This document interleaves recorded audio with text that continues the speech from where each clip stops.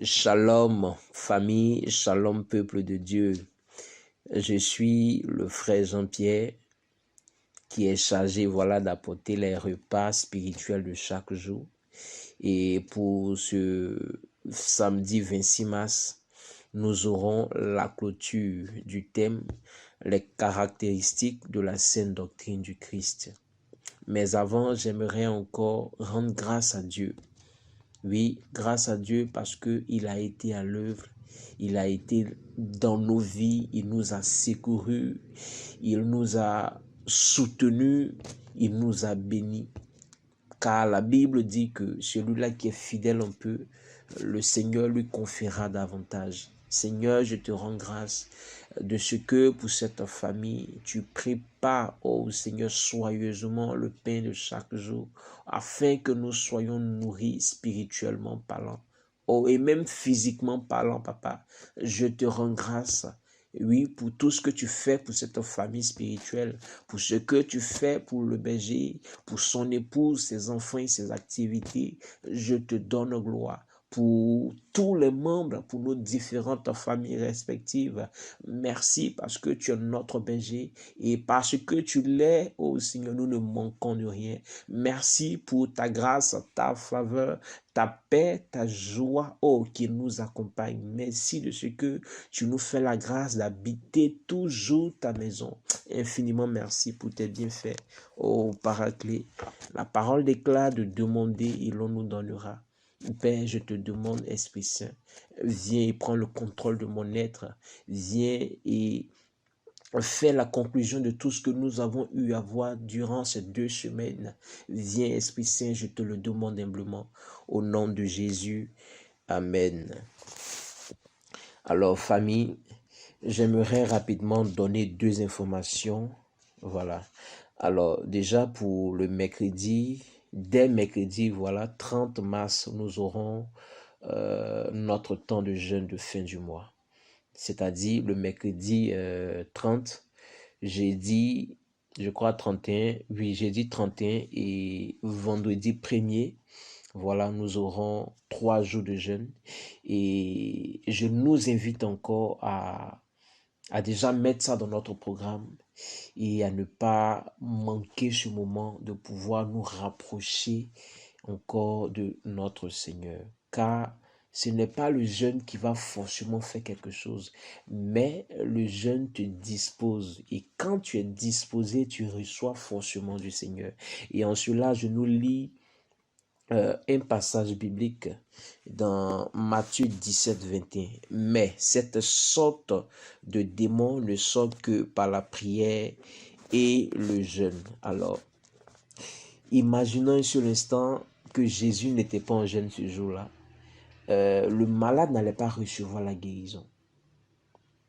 Pour dire tout simplement que, comme je l'ai dit dans l'enseignement, si nous voulons que certaines mauvaises habitudes nous quittent, il faut que nous jeûnions régulièrement. Parce que Jésus jeûnait régulièrement. C'est ainsi qu'il a vaincu l'ennemi et sa cohorte dans le désert.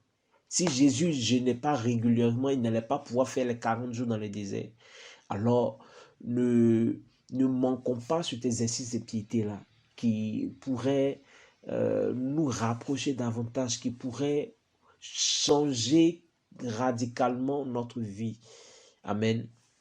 Et la seconde information est que le berger va prendre la parole pour cette nouvelle année spirituelle que le Seigneur dans son amour nous fait la grâce de voir. Il va prendre la parole et il va nous donner des directives selon que le Saint-Esprit l'oriente. Amen. Alors déjà pour le lundi 14 mars 2022, nous avons eu le sous-thème « Clarifions ensemble la notion de saine doctrine » du Christ qui s'est appuyé sur 2 Corinthiens 2, 17. Alors, nous avons dit que une doctrine, c'est un ensemble de vérités fondamentales qu'on enseigne en vue de mieux orienter la vie des hommes. Et saine doctrine, ce sont les enseignements, ce sont c'est donc, voilà, ces enseignements-là qu'on applique à nos vies afin que nous soyons agréables aux yeux de Dieu. Et le mardi, nous avons eu pour sous-thème 3 racines fondamentales de la saine doctrine du Christ. Et pour ces 3 racines-là, le frère a eu à nous enseigner, c'était beau, et nous avons vu la parole de Dieu, l'amour de Dieu et bien d'autres. Alors, le mercredi 16 mars, nous avons eu pour sous-thème les remarquables fruits de la saine doctrine du Christ, première partie qui s'est appuyée sur le livre de Éphésiens 5, 8, verset 9. Alors, comme fruit, le frère lui a cité la bonté, la justice, la vérité, l'humilité, la douceur, la patience, l'unité, la paix, l'amour fraternel, l'affection. Il peut y en avoir d'autres. Et le jeudi, nous avons eu la seconde partie, les remarquables fruits de la saine doctrine de Christ. Deuxième partie qui s'est appuyée sur le livre de Psaume 1, verset 8. Amen. Et pour la suite, nous avons vu l'amour pour servir Dieu. Nous avons vu la foi grandissante et une plus grande assurance de notre salut. Amen. Et le vendredi, voilà, le vendredi 18 mars, nous avons eu pour sous-thème le but ultime de la proclamation de la saine doctrine du Christ. Amen. Et le but, nous avons dit que le but est que nous puissions nous-mêmes nous accorder, voilà, à la saine doctrine du Christ afin de demeurer dans la communion du Père, du Fils et du Saint-Esprit et d'être par la même occasion des ambassadeurs de la saine doctrine. Et le samedi 19 mars 2022, nous avons eu pour sous-thème les dangers qu'on évite lorsqu'on demeure attaché à la saine doctrine. Alors, le danger qu'on évite, on évite de mourir spirituellement parlant. Voilà, parce que le but même de la saine doctrine est que nous puissions quitter les ténèbres à la vie. Voilà, la Bible dit que le Fils... Dieu a envoyé son Fils parmi nous afin de réduire à l'impuissance les œuvres de l'ennemi. Amen. Alors, ceci étant, la première semaine s'achève. Alors, on passe à la deuxième semaine. Pour la deuxième semaine, dès le lundi 21 mars, nous avons eu pour sous-thème 3 choses que condamne la saine doctrine du Christ qui s'est appuyée sur le livre de Jérémie 13, 15. Alors, les choses dont condamne la saine doctrine, nous avons vu l'orgueil. Voilà, l'orgueil, c'est le simple fait de ne pas se disposer, le fait de ne pas prêter oreille, faire attention à ce que Dieu nous dit pour les mettre en pratique. Nous avons vu la cupidité, voilà, qui est l'amour de l'argent. Voilà, la cupidité qui est l'amour de l'argent et qui est en même temps une forme d'idolâtrie. Et nous avons vu aussi l'immoralité. Voilà, l'immoralité qui est ce comportement-là que Dieu est. Parce que notre corps est le temple. Voilà, notre corps est le temple du Saint-Esprit et par conséquent, on doit être pur. On doit se sanctifier, on doit demeurer dans la sanctification pour que notre Papa soit heureux de nous utiliser pour sa gloire. Et le mardi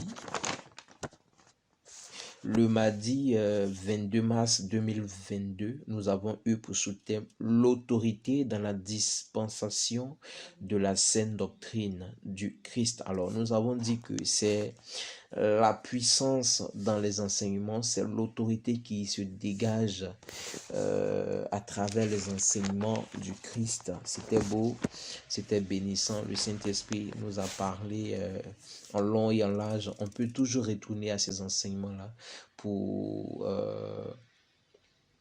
être encore édifié. Et le mercredi 13 mars, nous avons eu pour sous-thème la vie chrétienne à la lumière de la saine doctrine du Christ qui s'est appuyé sur le livre de Romains 6, 17. Amen. Alors, le sous-thème a été reformulé, on a dit autrement dit, comment vivre la vie chrétienne à la lumière de la saine doctrine du Christ, ou en tant que chrétien, comment se conformer aux enseignements de notre Seigneur. Et on a dit que en tant que chrétien, on doit se conformer de tout notre cœur à la saine doctrine du Christ et marcher, voilà, selon les instructions qu'on reçoit de ces enseignements-là. Amen. C'était vraiment merveilleux. Dieu nous a encore fait la grâce de comprendre beaucoup de choses à travers ces enseignements-là.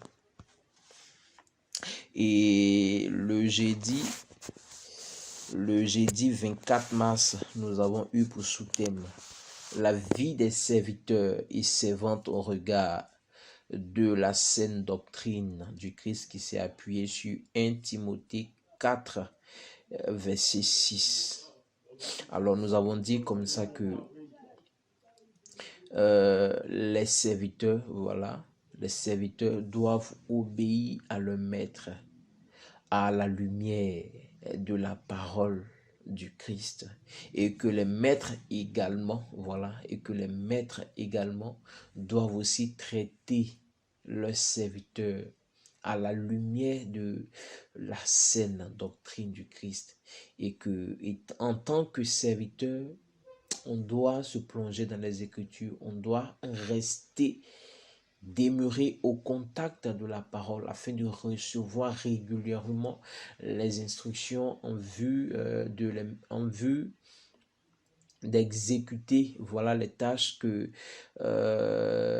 notre papa aimerait que nous exécutions, par exemple, pour lui.